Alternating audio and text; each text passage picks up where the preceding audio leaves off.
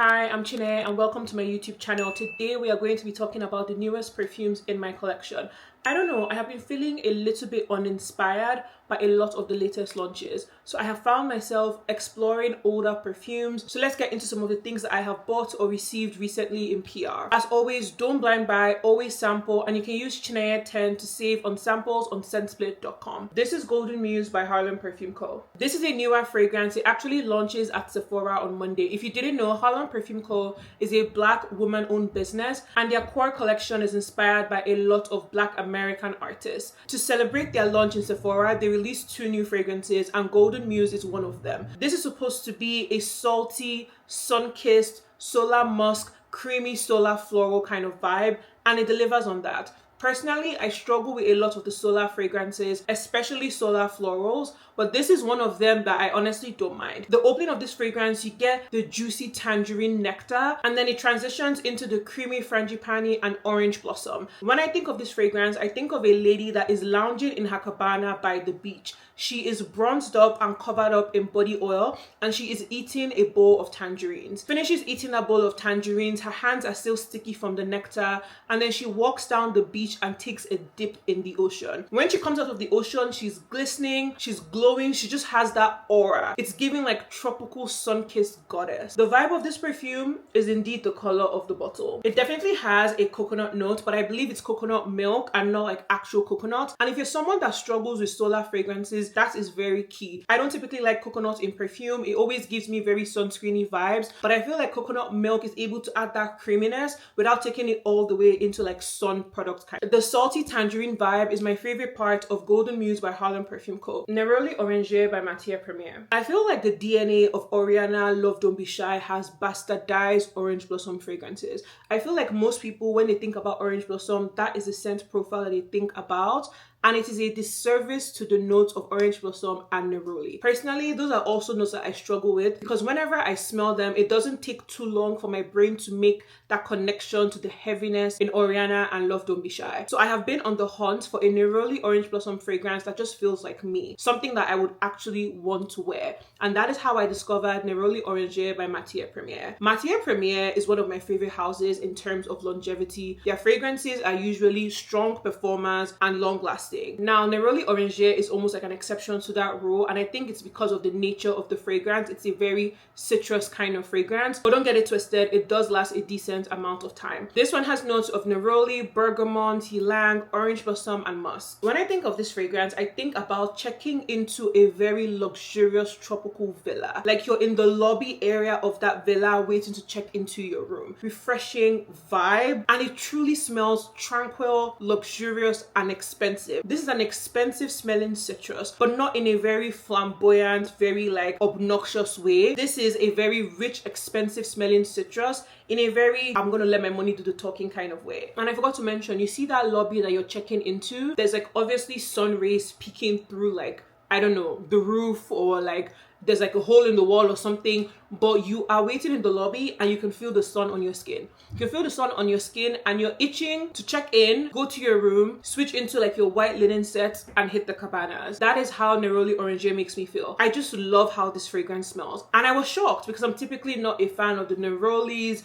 and then the orange blossom and ylang. Like those notes I'm not a fan of, and together it's always like, but this is pretty good. Snif Sweet Tooth. Snif has been in the lab. It has been banger after banger after banger after banger. They started off the year with like Me, then they gave off like the Sweet Ash Extrait, and then there was like the Breakfast Collection, Extra Whip, the Pancake one. Then they gave us Gentle Reminder, and now Sweet Tooth. And we are just in the month of June. Like we have 6 more months in the year. And honestly, I feel like Sweet Tooth is my favorite thing they released this year. If you want to smell like a tart, gelatinous, sour candy, this is the perfect fragrance for you. I love when fragrances are able to capture texture. I think like it's so cool because this doesn't only smell tart, it also smells like it has that sour coating on the gelatinous candy. Like tell me you know what I'm talking about. It isn't like a Haribo. No, Haribos are just chewy. This is chewy, and then it has that tart powder. I know you know what I'm talking about. That is exactly the vibe of this fragrance. Sweet Tooth has notes of watermelon, violet, violet, raspberry, sugar, cedar, and musk. Honestly, I don't get a lot of the cedar. There's nothing woody about it at all. The raspberry and watermelon are the star of the show in the opening of this fragrance. I really like the approach that they took with the watermelon. It's not your typical very watery, aquatic watermelon. I know some people stay away from the traditional watermelon fragrances because they tend to smell like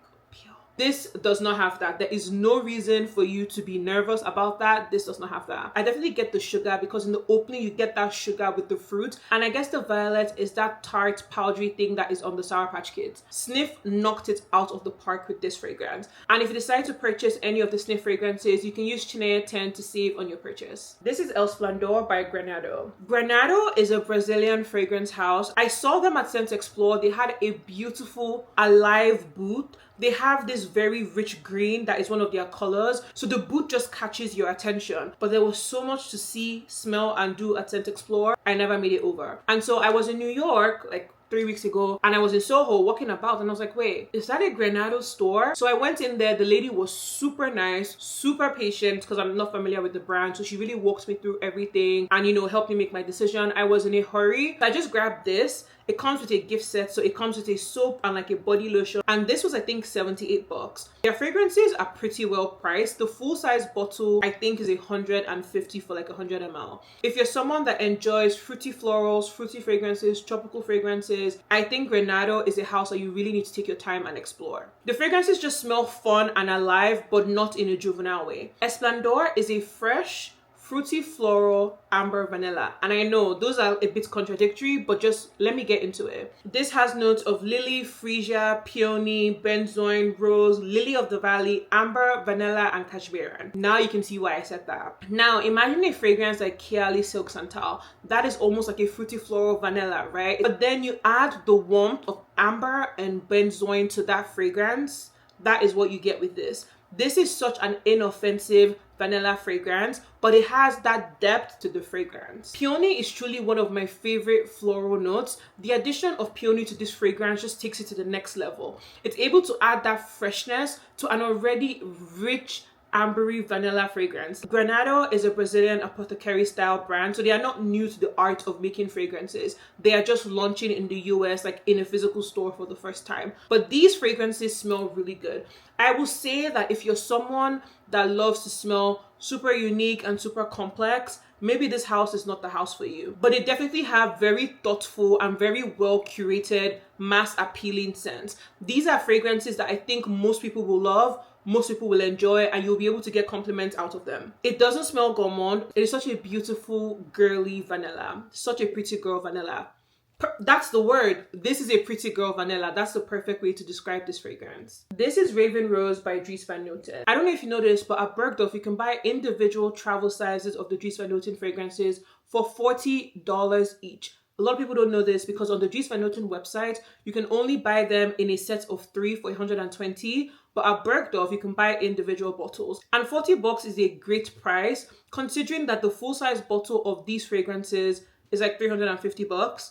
And brands at Sephora are charging $32 for their travel sizes. Anyhow, this is a stunning rose fragrance. I consider myself to be a rose hater. I am not a fan of the traditional rose fragrances, the powdery ones, even like the fresh ones, low-key, I'm not really a fan. I want a dark rose. I want a stomped on the ground rose. I want a grungy rose. I want a spicy rose. That is my vibe. That is my preference. And this fragrance packs a punch. I wore this for a night out in New York City, and when I got into my Uber, the Uber driver literally said, "You smell fantastic." And he wasn't lying. So I was going to the Met to see the Superfine exhibition, and literally as I walked up to the counter to like pay for my ticket, the lady was like, "Yeah, I know you're here to see Superfine because you look and smell Superfine." This is a spicy rose. It's like a dark rose with pink pepper and black pepper. It has such a sultry vibe. It has such a grown woman vibe. I'm a big fan.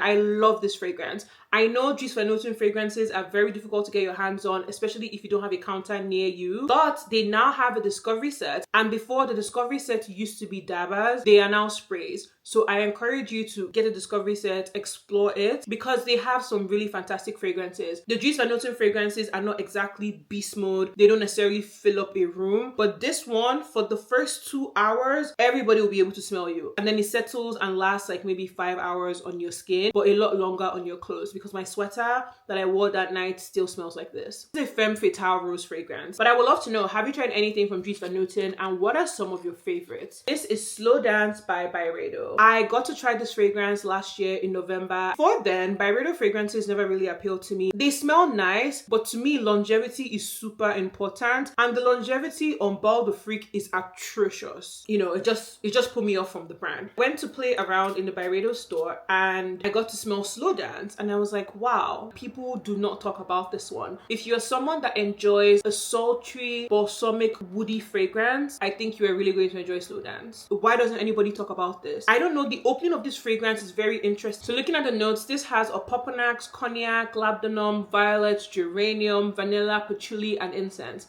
I knew there had to be incense in here somewhere. It's not sweet like sugar, but it has this sweetness that almost kind of draws you in. This is one of those fragrances that you need to give time to settle. This is one of those fragrances that I put on way before I plan to leave, so that by the time I'm out the door, it's at the stage that a lot of people will appreciate it for. It definitely has like a patchouli, incense, vanilla. What I like to call black cat vanilla fragrances. And I think you will really, really enjoy Slow Dance by Byredo. If you are not a fan of patchouli, I don't think you're gonna like this. It is a patchouli balm on a bed of rich amber, opoponax, and incense, but it is fantastic. This fragrance is actually getting discontinued. A bunch of fragrances from Byredo are getting discontinued. Slow Dance, I think Sun Dazed, and a couple of other ones. So I definitely recommend that you go on like Reddit or go into your local Byredo store and figure out if any of your favorites are getting discontinued, so you can buy yourself a backup bottle. This will be my first and I guess last bottle of Slow Dance. And you want to do that before the prices go up on the discounters, because I was able to grab this for like 130, but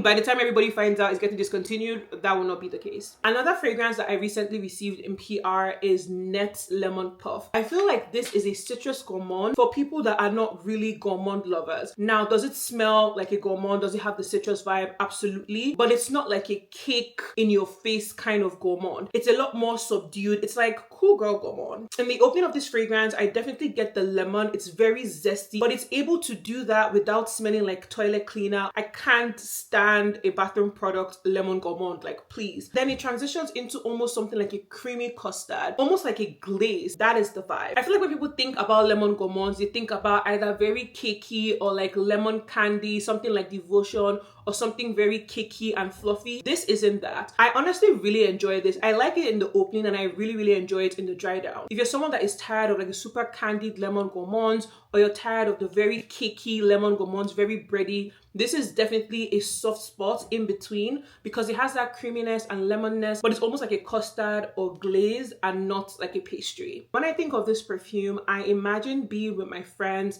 sitting on the grass in a park on a warm day and enjoying like a lemon tart. This fragrance is really bright and is able to capture like sunshine on your skin while you're in the park with your friends doing all the things I just described. The only con of this fragrance is that it doesn't really last a long time. Now, you guys know how I feel about longevity. It's really important to me, but I've also come to accept that a lot of the fragrances that are sold at Sephora are not going to be smelled.